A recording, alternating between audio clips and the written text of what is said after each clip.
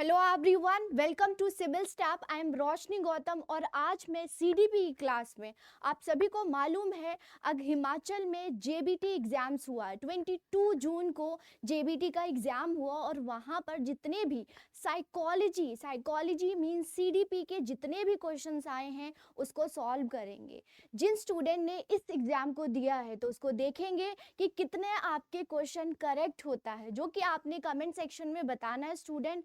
आगे याद रखिएगा, आगे जितने भी स्टूडेंट एग्जाम देने वाले हैं उनके लिए ये बहुत इंपॉर्टेंट है, क्योंकि एक आधा क्वेश्चन तो इससे रिपीट होता ही होता है और आपको पता चल जाएगा कि ट्रेंड एग्जामिनर कैसा ट्रेंड फॉलो कर रहा है। तो बहुत इंपॉर्टेंट है स्टूडेंट। 30 क्वेश्चन मतलब मायने रखती हैं और ये आपके लिए मॉक टेस्ट का काम करेगा।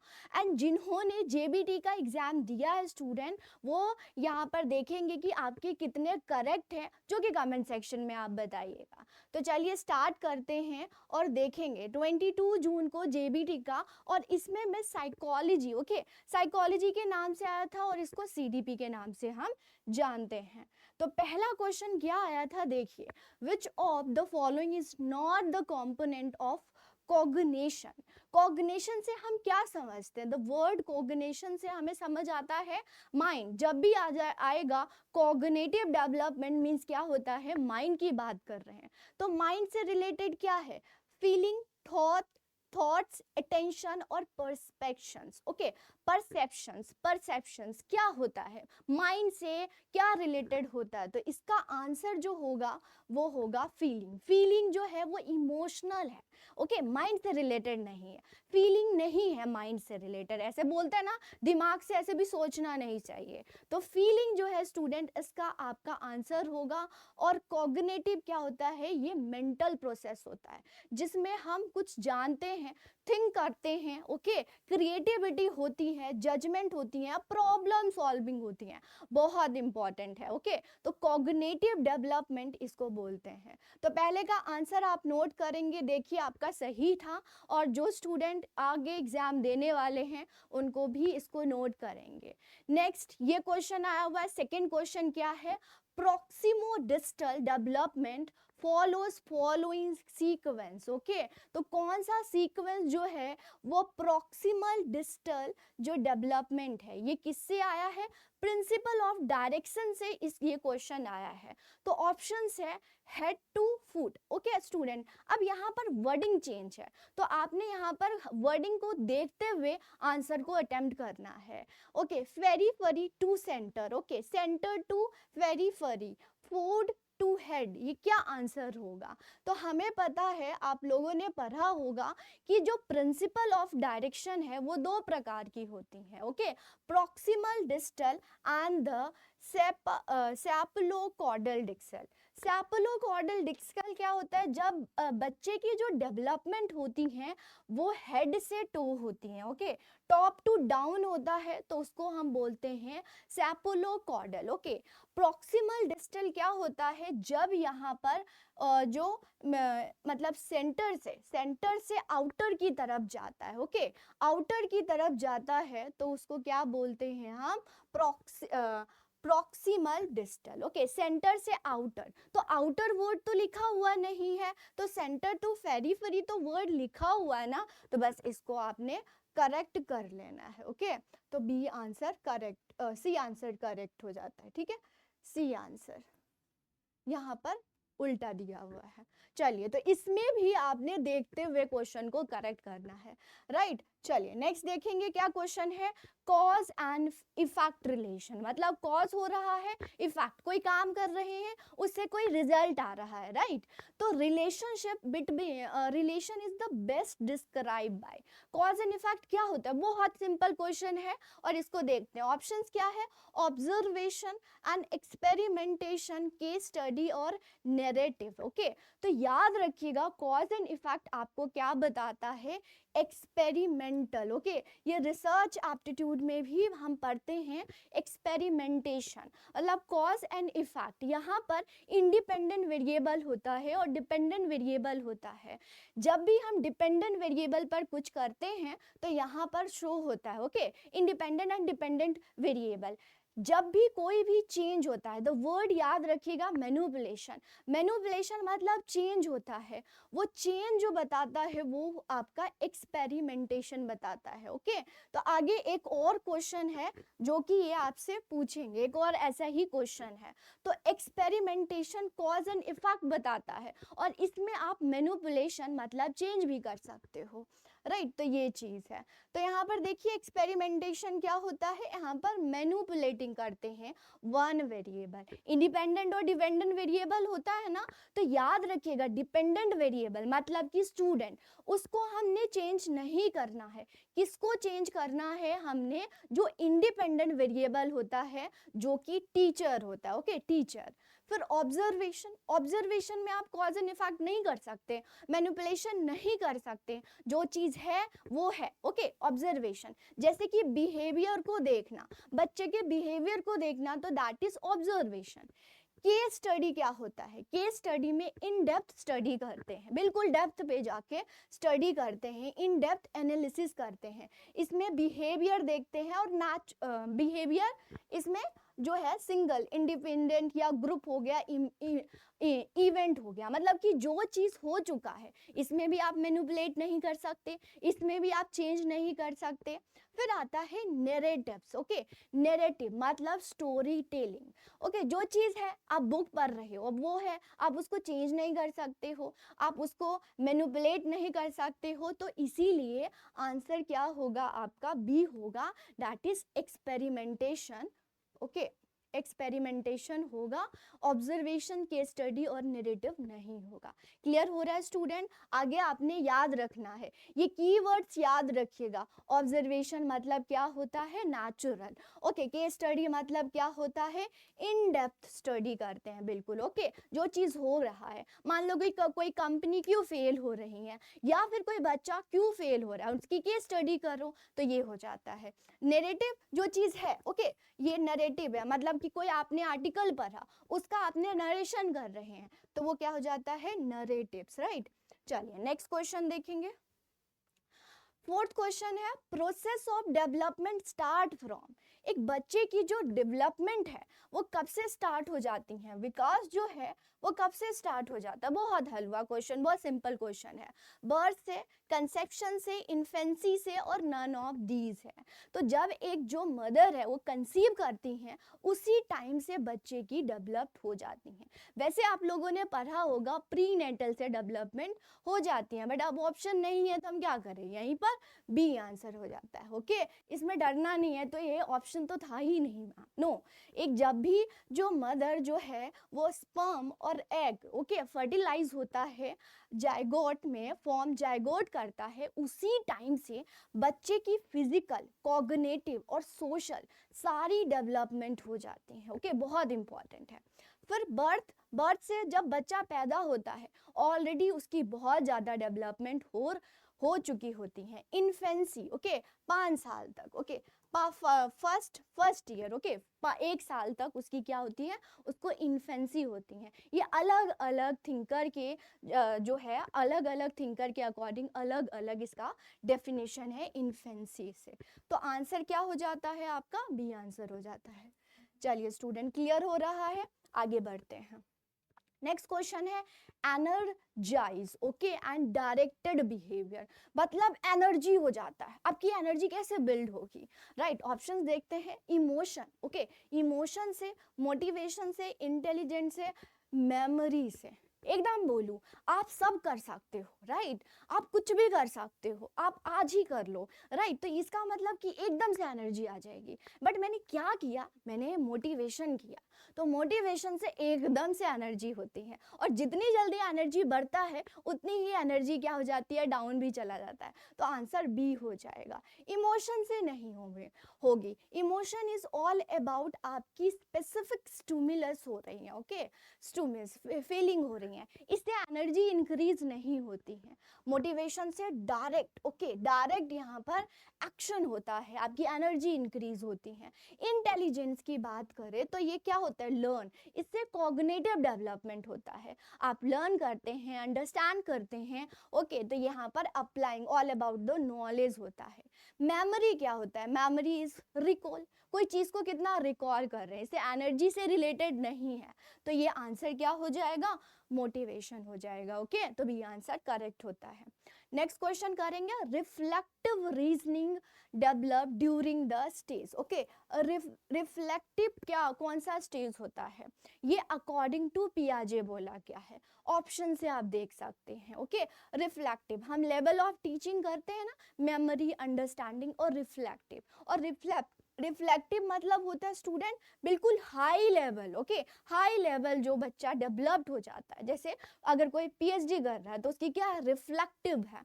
तो यहाँ पर देखिए, तो हमें पता है पियाजे ने 4 स्टेज दिया है, कौन कौन से, फॉर्मल, कंक्रीट, प्री ऑपरेशनल और सेंसरी मोटर। इसमें से आपने देखना है कि बच्चे की जो है किसमें डेवलप्ड हो जाती है। तो अगर बात करें सेंसरी मोटर की तो बच्चे की 2 साल तक होती है, बर्थ बच्चा पैदा होता है और 2 साल। इसमें क्या होती है, सिर्फ ऑब्जेक्ट को जानता है, रिकॉग्नाइज करता है क्या क्या चीजें हैं, देखता है। फिर प्री ऑपरेशनल होता है जो कि 2 to 7 ईयर के लिए होता है, यहाँ पर लैंग्वेज जानता है बच्चा। फिर कंक्रीट ऑपरेशनल होता है, 7 to 11 होता है, इसमें बच्चे की लॉजिकल थिंकिंग डेवलप्ड होती है। उसके बाद फॉर्मल, इसमें जो होता है वो रिफ्लेक्टिव। रिफ्लेक्टिव जो होता है वो फॉर्मल स्टेज में होता है। एब्स्ट्रैक्ट थिंकिंग, जो चीज़ एग्जिस्ट नहीं करती है उसके बारे में भी सोचना। तो फॉर्मल ऑपरेशनल स्टेज जो कि जीन पियाजे थ्योरी ऑफ कॉग्निटिव डेवलपमेंट के द्वारा दिया गया था। तो आंसर क्या हो जाएगा, ए आंसर हो जाएगा। क्लियर हो रहे स्टूडेंट, चलिए आगे देखते हैं और क्या है। 7 क्वेश्चन पर देखते हैं, among the following theory of cognitive development is profounded by, किनके द्वारा किया गया था। तो ऑप्शंस है एरिक्सन, गार्डनर और कोलर, पियाजे। इन सब के बारे में पढ़ के जाइएगा जिन भी स्टूडेंट का आगे एग्जाम्स है। तो देखते हैं, तो ये हमें पता है कॉग्निटिव डेवलपमेंट। वैसे अगर पिछला आपने पढ़ा है तो ये आंसर आपको करेक्ट हो जाता है, तो पियाजे ने दिया है, सही बात है, कॉग्निटिव डेवलपमेंट। लेकिन इन तीनों के बारे में भी पढ़ लेते हैं। तो एरिक्सन ने साइको सोशल डेवलपमेंट की थ्योरी दी थी, और इसने क्या दिया था, 8 stages of psycho social development, 8 stages के बारे में बात करी थी। आगे एक और क्वेश्चन है उसमें डिस्कस करेंगे। फिर आता है हार्वर्ड गार्डनर, इन्होंने मल्टीपल इंटेलिजेंस थ्योरी की बात करी थी। ये बोलते हैं कि एक चीज से इंटेलिजेंट को नहीं होता है, मल्टीपल इंटेलिजेंस होती है, और इन्होंने 9, पहले 8 था, फिर 9 फैक्टर इन्होंने बताया था इंटेलिजेंस, जैसे कि क्या है, लॉजिकल, मैथमेटिकल, म्यूजिकल हो गया, इंटरपर्सनल हो गया, 2 लोगों से बात कर दे, ये हो गया। तो इन्होंने 9 factor of intelligence theory, multiple factor of multiple intelligence theory दिया था हार्वर्ड गार्डनर ने। कॉलर का पूरा नाम देखते हैं, वॉल्फगंग जो है कॉलर, इन्होंने दिया था इनसाइट लर्निंग थ्योरी। इन्होंने जो टेस्ट किया था स्टूडेंट, वो उस पे थ्योरी पर टेस्ट किया था। इन्होंने बोला था कि जो है एकदम से इनसाइट से डेवलप्ड होता है, एकदम से आपको नॉलेज डेवलप्ड हो जाती है। यहाँ पर इन्होंने एनिमल पर एनिमल पर किया था। वो एनिमल में रिकॉग्नाइज नहीं कर पा रही हूँ कि एकदम से क्या होता है, एकदम से बच्चे की डेवलपमेंट हो जाती है। और यहाँ पर सुल्तान नाम दिया था उसका, ये भी है उनकी थ्योरी में, कॉलर की थ्योरी, इनसाइट, एकदम से डेवलपमेंट हो जाती है। मान लीजिए कोई भी प्रॉब्लम आई और एकदम से आपका सॉल्यूशन आ जाता है, तो वो होती है, राइट। तो ये है एरिक्सन, हार्वर्ड गार्नर और कॉलर। और पियाजे की थ्योरी क्या है, कॉग्निटिव डेवलपमेंट। ओके, तो ये आंसर आपको सही हो गया है डी, और इन सब के बारे में भी पढ़ना है, आगे और भी आएगा। एरिक्सन की थ्योरी, स्टेजेस देखेंगे, 8 स्टेजेस। नेक्स्ट देखते हैं 8 क्वेश्चन क्या है, according to dash each child draw his her own meaning of incoming information. Okay, his her own meaning कर लेता है। ऑप्शंस है कंस्ट्रक्टिविज्म, बिहेवियरलिज्म, ह्यूमनिज्म और साइको एनालिसिस। ओके, ये अपने ओन मीनिंग कर लेता है, तो जैसे कि खुद से कर रहा है, तो क्या होगा, कंस्ट्रक्ट कर रहा है, राइट, कोई थ्योरी बना रहा है, सोच रहा है, कॉग्निटिव डेवलपमेंट हो रही है, तो आंसर क्या हो जाएगा, कंस्ट्रक्टिविज्म। ओके, जैसे कि यहाँ पर लर्नर बिल्ड कर रहा है न्यू नॉलेज, अंडरस्टैंड कर रहा है प्रायर एक्सपेरिमेंट्स, इंटरेक्शन कर रहा है एनवायरमेंट से। ओके, तो ये हो जाता है। बिहेवियरलिज्म क्या होता है, बिहेवियरलिज्म, ओके, यहाँ पर जो डॉग और रैट के साथ हुआ था, रीइंफोर्समेंट, ओके, चेंजेस होती हैं, उसके बिहेवियर में चेंज होता है। ओके, तो रैट और कंडीशनिंग की पावलोव की थ्योरी आपने पढ़ी है, उसमें है रीइंफोर्समेंट। जब हम कोई भी स्टिमुलस करते हैं तो आप में जो चेंजेस देखने को मिलता है, that is all about behaviourism. Humanism क्या होता है, ये एम्फसाइज करती हैं ह्यूमन की पोटेंशियल पर, पर्सनल ग्रोथ पर, और खुद की, आपकी क्या पोटेंशियल है, ओके, आपकी इंडिविजुअल पर्सपेक्टिव से देखा जाता है। साइको एनालिसिस, ओके, ये सिगमंड फ्यूड के द्वारा दिया गया है। आगे ये क्वेश्चन आया है ईगो और सुपर ईगो के बारे में बात करेंगे, ठीक है। तो आंसर क्या हो जाएगा, ए आंसर हो गया है। ओके, कंस्ट्रक्टिविज्म, क्योंकि ये ड्रॉ कर रहा है अपनी मीनिंग, ओके, इनकमिंग, मतलब कि प्रीवियस नॉलेज पर नया स्कीमा बना रहा है, ओके, फॉर्मेशन कर रहा है नॉलेज की, तो ये हो जाता है। चलिए नेक्स्ट देखेंगे, finding excuses for one's failure इस क्या होता है, मतलब कि आप एक्सक्यूज हो रहे हैं, आप फेल हुए हो, नहीं नहीं, ये पढ़ाया अच्छा नहीं था, ये अच्छा नहीं हुआ था, एसी ही नहीं थी, एनवायरनमेंट ही अच्छा नहीं था, वो क्या होता है, displacement, rationalization, projection, none of this. Okay, तो ये चीजें हैं, मतलब आंसर हो गया, आप सभी को मालूम होगा, तो रैशनलाइजेशन, मतलब आपकी गलती, आप फेल हो गए तो टीचर को ब्लेम करोगे, एनवायरनमेंट को ब्लेम करोगे, ओके, टेस्ट ही अच्छा नहीं था, ओके, ये चीजें करोगे, तो ये क्या करते हैं, आप अपना एक्सक्यूज देते हो। ओके, तो ये हो जाता है रैशनलाइजेशन, तो आंसर ये है। डिस्प्लेसमेंट क्या होता है, आप फीलिंग को चेंज कर रहे हो। ओके, हम बॉस पर गुस्सा नहीं कर सकते हैं, तो हम किसी और पर अपना गुस्सा निकालते हैं। बचपन में हम क्लास में समझते हैं कि मैम का लगता है मूड खराब है, इसीलिए वो हम पे गुस्सा निकाल रही हैं, मीन्स कुछ हुआ होगा मैम के घर में, तो वो वहाँ का गुस्सा हमारे ऊपर निकाल रहे हैं, तो क्या होता है, डिस्प्लेसमेंट हो जाता है, राइट। वो फिर आ जाता है प्रोजेक्शन, मतलब कि आप जैसा सोचते हो वो भी ऐसा होगा, मतलब कि आप कोई चीज आप में अच्छी नहीं है, इट मीन सामने वाले में भी ये चीज नहीं होगा, मतलब आपने प्रोजेक्ट कर लिया, ओके, अपना इंडिविजुअल एटीट्यूड कर लिया है, ओके, आप ऐसे हो इसीलिए वो भी ऐसा होगा, राइट, मुझे ये तो ऐसी है, ऐसे लाइक दैट हम ऐसे बोलते हैं, तो वो क्या हो जाता है, प्रोजेक्शन। इसके बारे में डिटेल पढ़ेंगे और एग्जाम्पल से पढ़ेंगे, जल्दी क्वेश्चंस कर लेते हैं। नेक्स्ट क्वेश्चन करेंगे स्टूडेंट, 10th है, अकॉर्डिंग टू एरिक्सन, ओके, आ गया, identify the crisis is the major development task associated with stage. बहुत क्राइसिस होता है, बहुत सिंपल सा क्वेश्चन है, एडोलेसेंस, चाइल्डहुड, इन्फेंसी और एडल्टहुड, बहुत बहुत दिमाग में बहुत कुछ चलता रहता है, तो आंसर एडोलेसेंस होता है। तो यहाँ पर आप सभी को मालूम है 8 स्टेज, इन्फेंसी है, ओके, अर्ली चाइल्डहुड है, प्ले एज है, स्कूल एज है, एडोलेसेंस, ओके, तो यहाँ पर देखिए क्या हो रहा है, क्राइसिस हो रहा है एडोलेसेंस में। बहुत कंफ्यूजन हो रहा है क्या, मतलब टीन एज वाला वो स्टेज। ओके, तो ये हो जाता है अर्ली चाइल्डहुड, मिडल एज और ओल्ड एज। तो ये सारी चीजें हो जाती हैं एडोलेसेंस का 8 स्टेजेस दिया गया है, तो आंसर ए हो जाता है। फिर बात करेंगे latency stage is characterize by. Okay, इस स्टेज को कौन से करेक्टराइज करते हैं?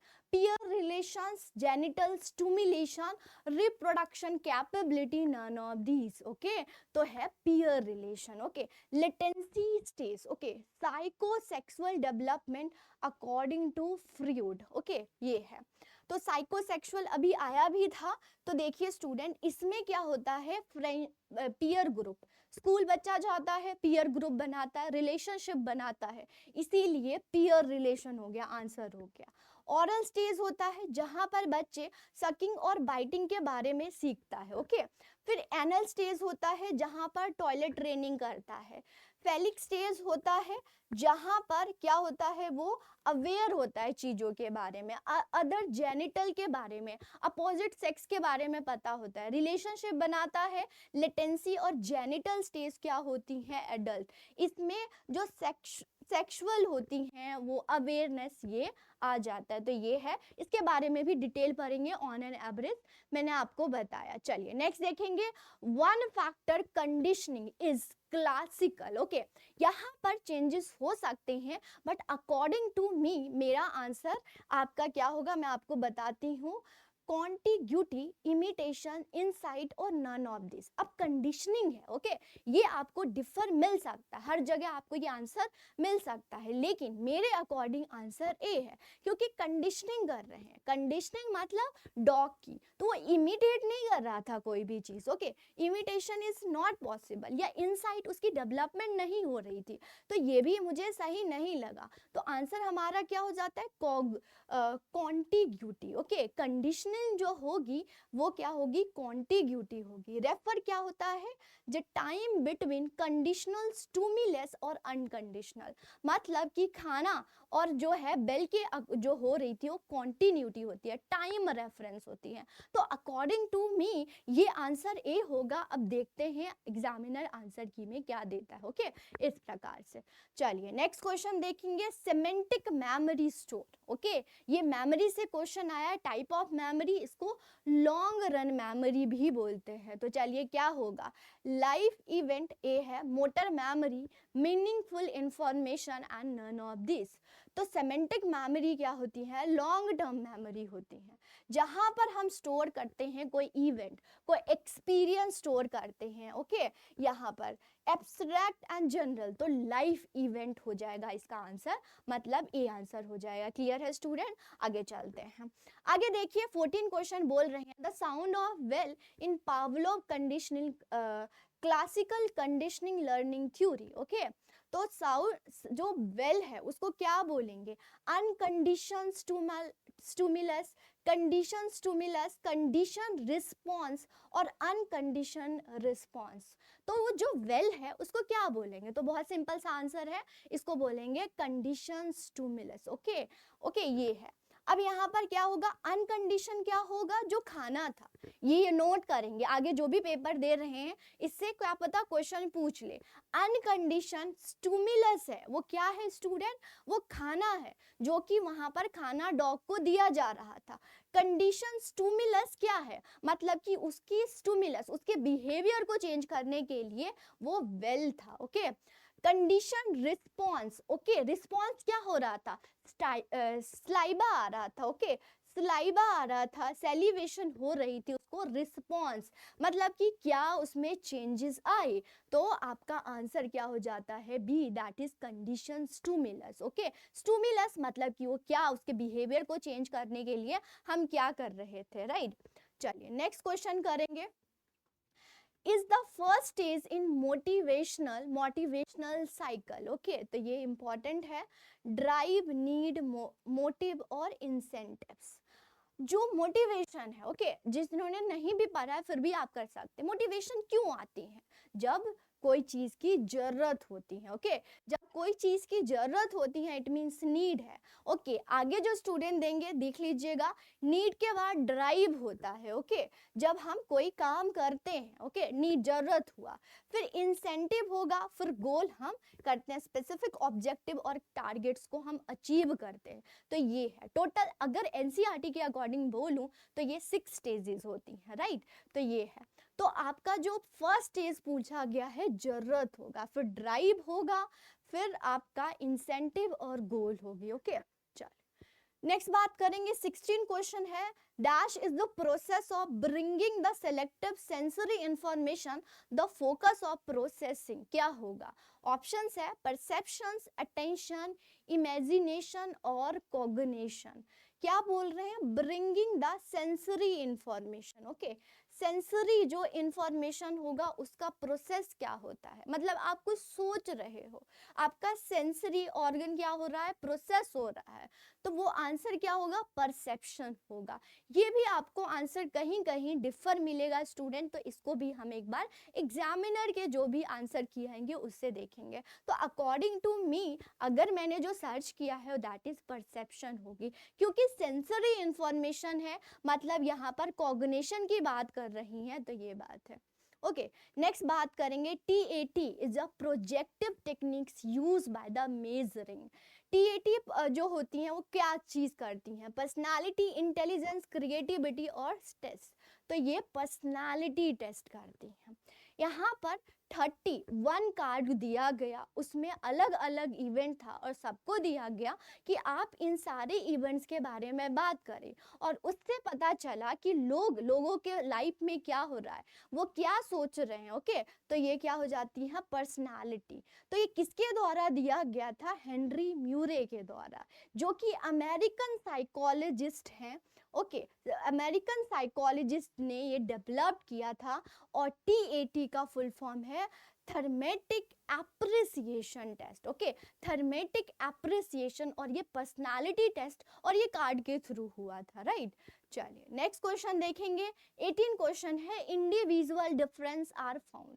ओके, तो बहुत सिंपल सा क्वेश्चन है, किस किस वे से जो हर इंसान है। ओके, अब ये देखो, हर इंसान जो है वो अलग है, वो किस किस वजह से है? इंटेलिजेंस, एटीट्यूड, पर्सनालिटी और ऑल ऑफ द। बहुत सिंपल सा क्वेश्चन है, इसमें और भी चीजें जान लीजिए कि एक इंसान दूसरे इंसान से इंडिविजुअल डिफरेंसेस क्या क्या हैं। तो देखिए, पर्सनालिटी, हर लोगों की, हर सबकी पर्सनालिटी क्या है? डिफरेंट है, सही बात है। आइडेंटिटी, ओके, सबकी जो है अपनी अपनी आइडेंटिटी है। अब देखो, मैं बोलूंगी अपने बारे में बताओ, हर एक बच्चा अपनी अपनी आइडेंटिटी अलग अलग बताएगा। ओके, कॉग्निटिव एबिलिटी, मतलब कि सोचने, माइंड डेवलपमेंट की जो वो है कॉग्निटिव एबिलिटी, वो भी है, ठीक है।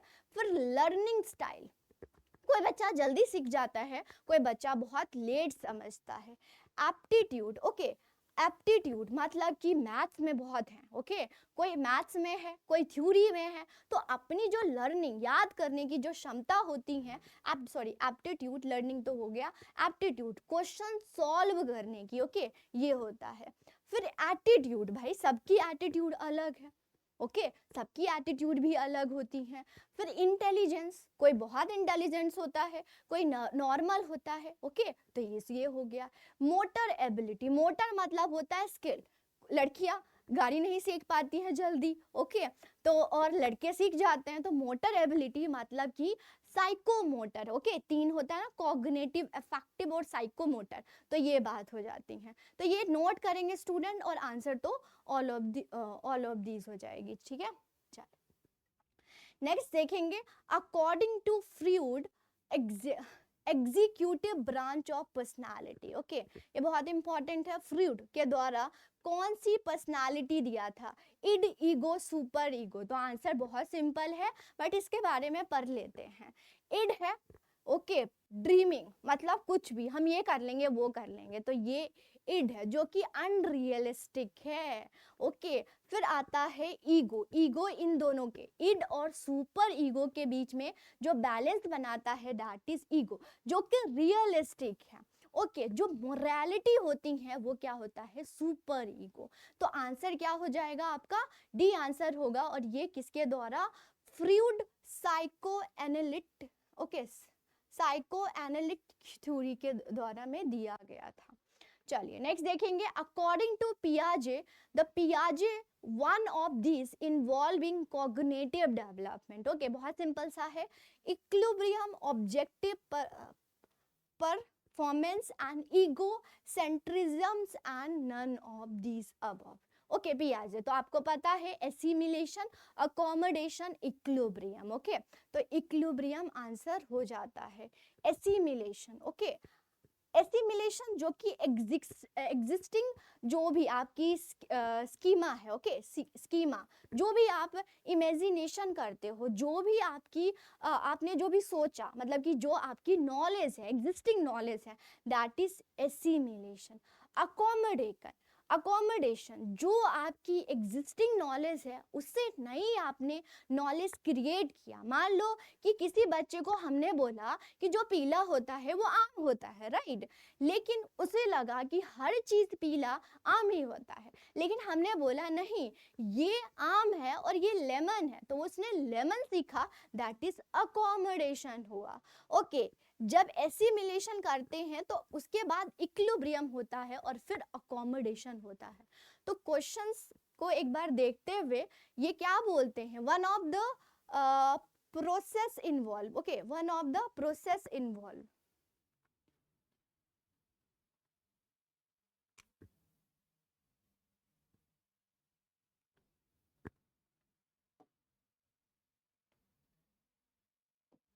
तो इक्विलिब्रियम आ जाता है। ये बिल्कुल भी नहीं है, इन्होंने बिल्कुल नहीं बोला है ये सब, तो इक्विलिब्रियम हो जाता है। ओके चलिए आगे चलते हैं, स्कीमा।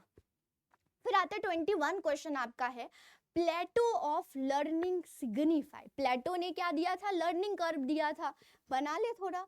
लर्निंग कर्व क्या दिया, पहले रेट से बढ़ता है, फिर स्टेगनेंट हो जाता है, फिर बढ़ता है, तो लर्निंग कर्व दिया था। ये क्या होता है, learning halt, step flow in learning, step rise in learning, none of these. Okay तो ये जो है लर्निंग हॉल्ट मतलब कि प्रोसेस ऑफ लर्निंग, आपकी ओवर टाइम कैसे लर्निंग इंक्रीज होती हैं, ये प्लेटो के द्वारा दिया गया था लर्निंग कर्व। ओके चलिए आगे चलते हैं। In this theory of personality, Erikson has emphasized, Erikson की क्या थ्योरी है, बहुत इंपॉर्टेंट है। अब देखिए इसी इनका जो क्वेश्चन है वो 3 क्वेश्चन आ चुके हैं। तो क्या है, बायोलॉजिकल फैक्टर के बारे में इन्होंने बोला है, सोशल फैक्टर के बारे में बोला गया है, अनकॉन्शियस माइंड के बारे में बोला गया है, और नन ऑफ दीज के बारे में बोला गया है।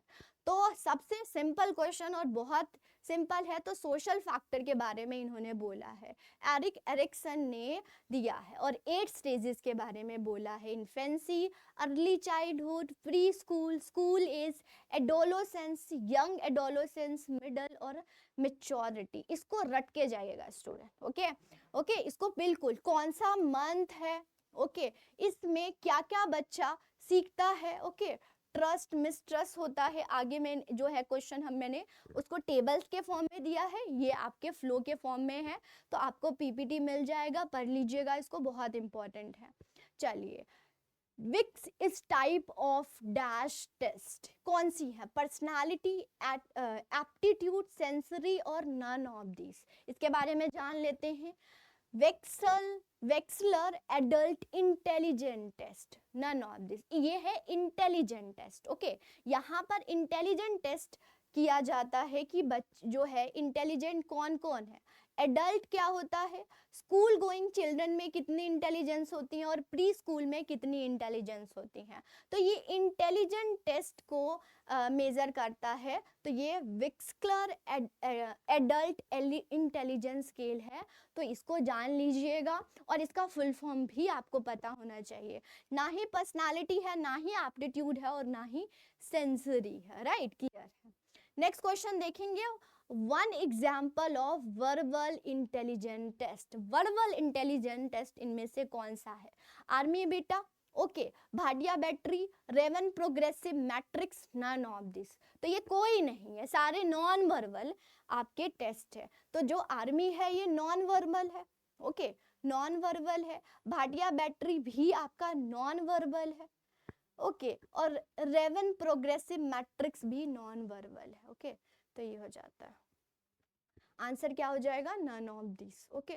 चलिए 25th question, creativity, okay, bombard of knowledge, बहुत बहुत सारे नॉलेज। तो क्या होता है, क्रिएटिविटी डज नॉट इन्वॉल्व, क्या इन्वॉल्व नहीं करता है, convergent thinking, novelty, originality, imagination. बहुत सिंपल सा क्वेश्चन है, जनरल बच्चा सब कर सकता है इसको। कन्वर्जेंट मतलब कि सारी नॉलेज एक जैसा, राइट, सारी जो है एक आ रहा है। तो ये थोड़ा सा नेगेटिव हो गया ना स्टूडेंट, नहीं। तो ये क्रिएटिविटी क्या होगी आपकी, कन्वर्जेंट थिंकिंग नहीं होगी, इनफैक्ट डाइवर्जेंट थिंकिंग होगी।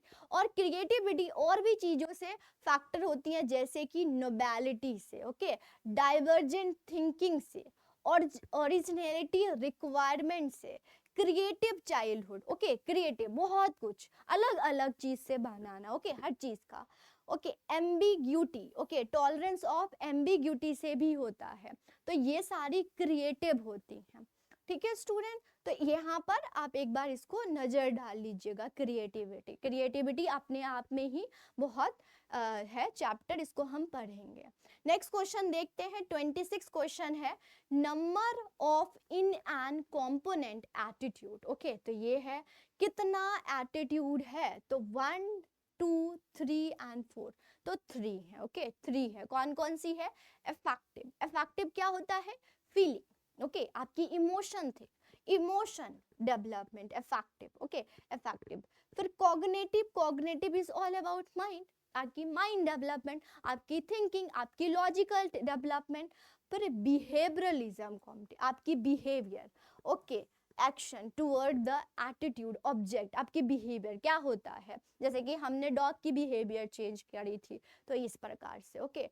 जो इंडिविजुअल क्या करता है, एक्ट करता है, बिहेव करता है टू द ऑब्जेक्ट, तो इसको बिहेवियरलिज्म बोलते हैं। एक साइकोमोटर डोमेन भी होता है स्टूडेंट, तो इसको याद रखिएगा, जब स्किल डेवलपमेंट करते हैं तो उसको बोलते हैं साइकोमोटर, बट ये नहीं है, ये 3 ही होते हैं, एप्टीट्यूड, ओके। नेक्स्ट करेंगे इन पॉजिटिव रीइंफोर्समेंट, बहुत सिंपल सा क्वेश्चन है। In positive reinforcement probability of learning is response, अरे पॉजिटिव कर रहे हैं तो क्या होगा, इंक्रीज होगा, डिक्रीज होगा, कोई भी चेंज नहीं होगा, नन ऑफ दिस। अगर मैं आपको इंसेंटिव और रिवॉर्ड दूंगी, ओके, तो आपकी क्या होगी, इंक्रीज होगी, सिंपल है। तो जब हम रिवॉर्ड देते हैं तो बच्चे की जो रीइंफोर्समेंट करते हैं, मतलब कि रिवॉर्ड देते हैं, तो पॉजिटिव रीइंफोर्समेंट होता है। पनिशमेंट दे देते हैं तो पनिशमेंट पहले अच्छा था, लेकिन अगर अभी दे दो बच्चों को पनिशमेंट, हम नहीं पढ़ेंगे, राइट, तो ये हो जाता है। तो नेगेटिव क्या हो जाएगा, पनिशमेंट, पॉजिटिव क्या होगा, अगर हमने प्रेज कर दिया है, रिवॉर्ड दे दिया है ना, कोई भी इंसेंटिव्स दे दिया है, तो पॉजिटिव रीइंफोर्समेंट होता है। और रीइंफोर्समेंट, ओके, यहाँ पर आपकी प्रोबेबिलिटी रीइंफोर्समेंट होती है। ऑपरेंट कंडीशनिंग की बात की गई है, बीएफ स्किनर के द्वारा ये थ्योरी दिया गया है, ओके, पॉजिटिव रीइंफोर्समेंट। फिर 28 की बात करें, the concept of LAD was given by Skinner, Vygotsky, okay, Chomsky, none of this. तो ये जो LAD है वो सी, दैट इज चॉम्स्की, जैसे ही भी प्रोनाउंस करेंगे, नॉम चॉम्स्की ने दिया है। LAD मीन्स होता है लैंग्वेज एक्विजिशन डिवाइस, मतलब कि एक बच्चा है वो जो है वो कैसे लैंग्वेज को सीखता है। इनके द्वारा बोला गया है कि एक बच्चा होता है उसकी बिहेवियर ही होती है, मतलब कि अगर आप नहीं भी उसको सिखाओगे लैंग्वेज, तो भी उसमें एक एबिलिटी होती है कि वो नेचुरल जो है वो सीख लेता है लैंग्वेज। तो इन्होंने लैंग्वेज डेवलपमेंट के बारे में बात करी थी इन द ईयर 1960, ओके। तो ये आंसर हो जाता है आपका सी, आंसर होता है। क्लियर है स्टूडेंट, चलिए नेक्स्ट देखेंगे 29, modifying already existing schema, information is fit incoming already में स्कीमा मतलब आपका जो भी स्ट्रक्चर है, मैपिंग है, उसमें से आप चेंज कर सकते हैं। पियाजे थ्योरी से है तो ये कौन सा होगा, कंजर्वेशन, इगोसेंट्रिक, अकोमोडेशन और एसिमिलेशन। ये दोनों तो आप आराम से कट कर देंगे, दो यह क्या है, दोनों। लेकिन यहाँ पर मॉडिफिकेशन है ना, मॉडिफाइंग कर रहे हैं, मतलब न्यू नॉलेज सिखा रहे हैं बच्चे को, बोल रहे हैं कि नहीं सिर्फ हमने आपको आम सिखाया, अब जो पीला ये जो है वो लेमन है, तो हम क्या कर रहे हैं, अकोमोडेशन कर रहे हैं। ओके, नहीं कर रहे हैं स्कीमा, नया कर रहे हैं। तो अकोमोडेशन का यहाँ पर डेफिनेशन है, इसको देख लीजिएगा। चलिए तो 30th क्वेश्चन के बारे में देखते हैं, ये क्या है, the method involving active manipulation. पहला भी ऐसा क्वेश्चन अभी है, active manipulation and the control of variable. Okay, तो कौन सा होगा, ऑब्जर्वेशन होगा, सर्वे होगा, केस स्टडी होगा और नन ऑफ दिस होगा। तो एक्सपेरिमेंटेशन है। ओके, एक्सपेरिमेंटेशन, ऑब्जर्वेशन तो हम पढ़ के आ चुके हैं, मतलब कि जो ऑलरेडी नेचुरल चीजें चल रही हैं आप उसको नहीं चेंज कर सकते हो। मान लो किसी के कल्चर को स्टडी करना है या बच्चे के बिहेवियर को करना है तो उसमें चेंज नहीं कर सकते ना, ऑलरेडी जो चीज है उसी को आप पढ़ोगे, तो ऑब्जर्वेशन नहीं हो सकता। सर्वे क्या होता है, जैसे क्वेश्चन आर्स भरवाते हैं, सर्वे करते हैं, मान लो कि बच्चे में इंटेलिजेंस लेवल हुआ या नहीं, कोई चीज हमने इम्प्लीमेंट किया, ब्लैक बोर्ड, वाइट बोर्ड या फिर कोई भी बोर्ड हमने चेंज किया, स्मार्ट बोर्ड चेंज किया, तो कितना इंटेलिजेंस हुआ, चेंज हुआ। ओके, हमने पेरेंट्स से समझा, क्वेश्चन आर बनाया और पेरेंट्स से पूछा, तो वो क्या होता है, सर्वे। सर्वे जो भी होता है स्टूडेंट, वो इन डेप्थ स्टडी करते हैं। ओके, तो जो चीज है उसी पर करोगे, तो ये चीज है, इसमें भी नहीं होगा। केस स्टडी हम पढ़ के आ चुके हैं, इसमें भी जो ऑलरेडी हो चुका है उसकी केस स्टडी करेंगे। बच्चे क्यों नहीं पढ़ रहे हैं, ओके, कोविड-19 के बाद जो बहुत ज़्यादा टाइम लग रहा है बच्चों को वो नॉलेज इंक्रीज करने के लिए, तो केस स्टडी है और नन ऑफ दीज आवर्स। तो आंसर डी हो जाता है, तीनों नहीं। ऑब्जर्वेशन क्या होगा, ऑलरेडी जो चीज़ है, ओके, इवेंट जो चल रहा है, इसमें आप कोई भी मैनिपुलेशन नहीं कर सकते हो। याद रखिएगा, मैनिपुलेशन क्या होगी, आपकी इंडिपेंडेंट वेरिएबल, मतलब कि टीचर होंगे, डिपेंडेंट कौन होगा, स्टूडेंट होगा, उसमें चेंजेस नहीं होगा। और वो कौन सा होता है, एक्सपेरिमेंटेशन, हमने पढ़ा था ना, पहला वाला वो होता है। केस स्टडी इन डेप्थ करते हैं। ओके, कोई बच्चा क्यों इन कम हो रहा है। ओके, अभी मैं आपको बताऊं तो अभी स्टूडेंट का देखा जा रहा है कि लेवल क्या हो रहा है, तो यहाँ पर देखा गया कि बच्चे की जो कोग्निशन या नॉर्मल जो कैलकुलेशन है वो भी बच्चे अभी नहीं कर पा रहे, तो आफ्टर कोविड-19 बहुत इफेक्ट हुआ है, तो ये चीज़ हो जाती है। फिर सर्वे, आप क्वेश्चन आर बनाते हो। ओके, जैसे मार्केटिंग में यूज होता है, ये सोशल साइंस, या फिर हम स्टूडेंट का ही बोल देते हैं, सर्वे करते हैं कि क्या चेंज हुआ है बच्चे में, कितना लेवल ऑफ चेंज हुआ है, तो सर्वे करते हैं, जो कि क्वेश्चन आर्स बनाते हैं, क्वेश्चन मार्क्स बनाते हैं, इंटरव्यू लेते हैं, तो इससे हो जाता है। तो इस प्रकार से हमने स्टूडेंट 30 क्वेश्चन किया है। ऐसे ही मैं आपके लिए सारे जितने भी टेट के एग्जाम्स हो रहे हैं उसको करेंगे। ओके, आपको अगर ये पीडीएफ चाहिए तो क्या करना है, आपने टेलीग्राम ज्वाइन करना है, जिसका लिंक आपको डिस्क्रिप्शन बॉक्स में मिल जाएगा, जाइएगा वहाँ पर पीडीएफ आपको मिल जाएगा। एक बार फिर से स्टूडेंट, ये मेरा सजेशन है, जिनका भी अब पेपर है वो जरूर इन सबको पढ़ के जाइएगा, या तो क्वेश्चन रिपीट होगा या फिर आपको इसी से मतलब कोई अलग ऑप्शन देके आपसे पूछ सकते हैं, तो बहुत हेल्पफुल होगा, इसका यूजफुल करें। ओके, चैनल पर नए होंगे तो चैनल को सब्सक्राइब कर दीजिएगा, बेल आइकन जरूर दबा दीजिएगा। नेक्स्ट सेशन में मिलती हूँ आपको नए पेपर के साथ। Thank you, all the best जो भी स्टूडेंट आगे दे रहे हैं, और जिन्होंने जेबीटी किया है तो बताइएगा आपका कितना आंसर करेक्ट हुआ है। ओके, आउट ऑफ 30 कितना सही होता है। Thank you student, all the best.